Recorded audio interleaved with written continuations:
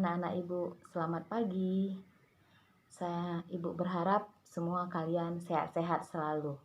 Oke? Baik. Hari ini kita akan melakukan praktek. Jadi di sini Ibu akan mengambil nilai keterampilan tentang asam, basa, dan garam. Minggu lalu Ibu sudah menerangkan tentang asam, basa, dan garam. Untuk hari ini kita akan melakukan praktek. Jadi di sini kamu cukup mengumpulkan, kemudian nanti hasil dari kertasnya kamu fotokan lalu kirim ke Google Classroom boleh atau ke WA Ibu pribadi. Baik.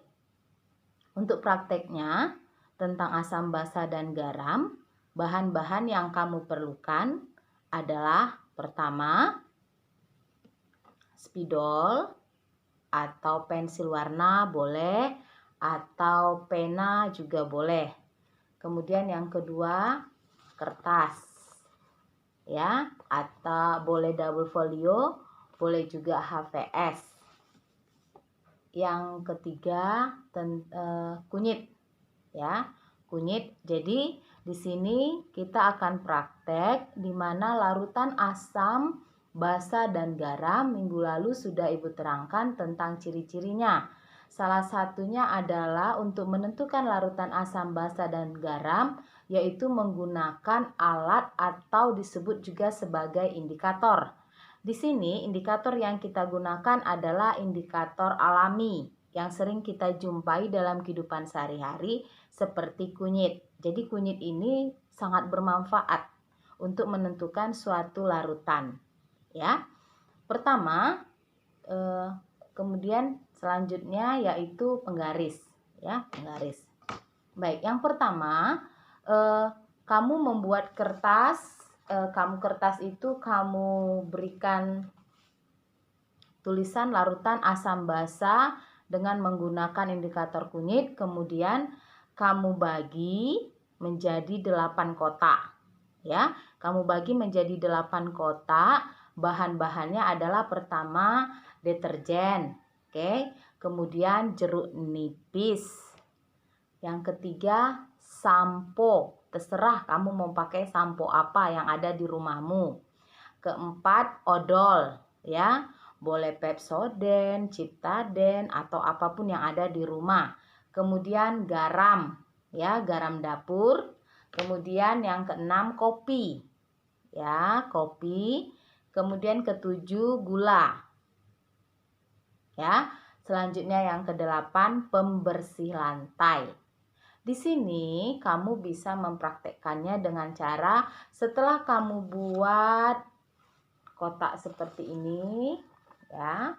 Perhatikan, kotak seperti ini ada tulisannya menguji larutan dengan menggunakan larutan asam basa dengan menggunakan indikator kunyit. Lalu kamu bagi 8, ya.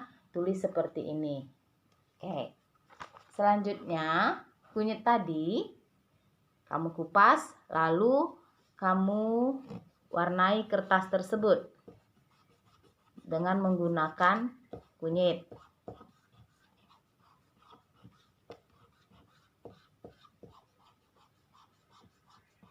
Ya, ini saat Ibu contohkan. Oke, dengan menggunakan kunyit seperti ini. Ya, ini pertama yang mau Ibu praktekkan adalah deterjen, ya. Olesi kunyit di sini di kertas ini dalam satu kotak atau peta ini. Kemudian deterjen itu kamu larutkan dengan sedikit air, boleh mungkin 2 atau 3 tetes.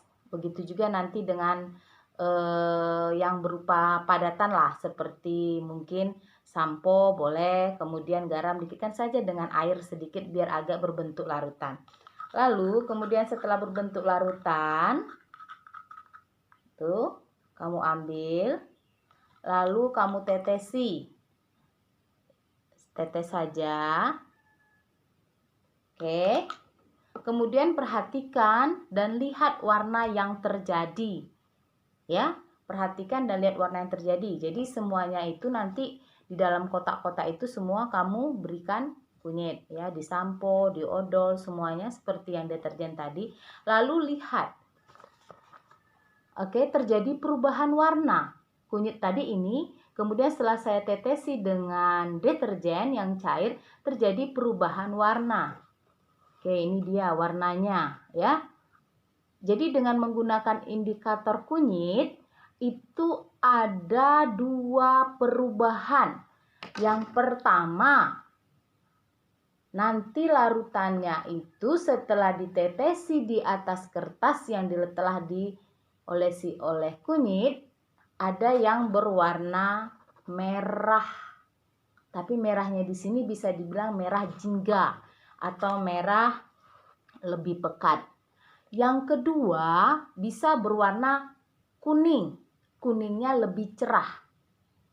Dan yang ketiga tetap berwarna kuning seperti kunyit ini. Jadi apabila dia berwarna merah ataupun bisa dibilang jingga seperti ini, jingga kemerahan, berarti larutan itu bersifat basah. Bersifat apa, Nak? Iya, bersifat basah ya. Jadi deterjen ya. Jadi deterjen ini bersifat basah. Basahnya nanti kamu tulis di bawah. Atau misalnya seperti ini, kamu tulis ini deterjen. Nah. Oke, deterjen bersifat basah. Kamu tulis seperti ini. Deterjen bersifat basah. Oke ya. Baik, selanjutnya nanti air jeruk, lihat. Ingat ya, sekali lagi Ibu ingatkan bahwa kalau dia berwarna merah jingga atau merah pekat, berarti larutan itu bersifat apa? Basah.